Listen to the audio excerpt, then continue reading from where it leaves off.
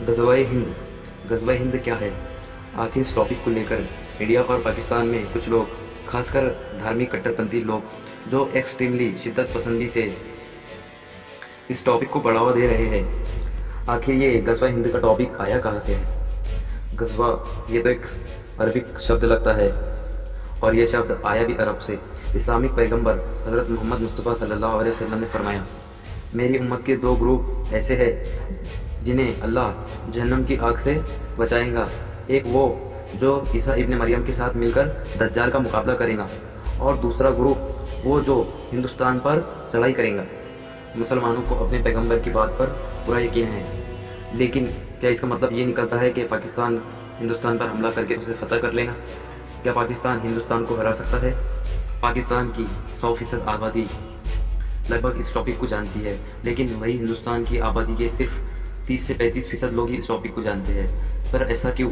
क्या हिंदुस्तान की सरकार इतनी बुरी है कि हिंदुस्तान के लोग उन पर इतना जुल्म करते हैं, या फिर पाकिस्तान की तरफ से सिर्फ एक ही प्रोपेगेंडा है?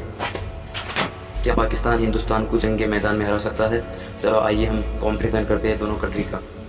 जहां पाकिस्तान का एरिया 8,81,913 किलोमीटर स्क्वायर है, वही हिंदुस्तान का एरिया 32,87,263 किलोमीटर स्क्वायर है। हिंदुस्तान का एरिया पाकिस्तान के एरिया से 3 गुना ज़्यादा है।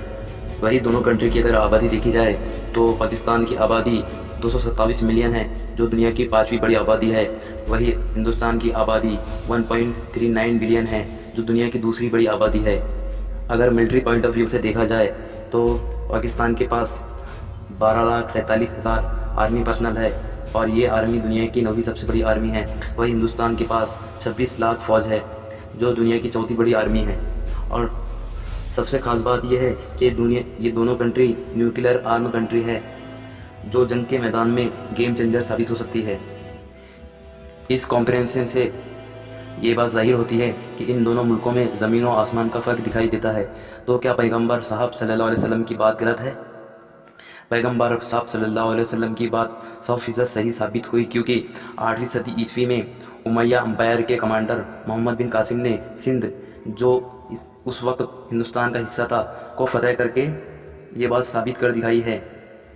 क्योंकि उस वक्त सिंध, मुल्तान, लाहौर, हिंदुस्तान, पाकिस्तान, बांग्लादेश, ये सब एक हिंदुस्तान का हिस्सा हुआ करते थे, और अरब के लोग सिंध नदी के किनारे बसने वाले लोगों को हिंदी कहते थे। जिस टाइम बिन कासिम ने हिंद पर हमला किया था, उस वक्त सिंध का बादशाह राजा ताहिर था।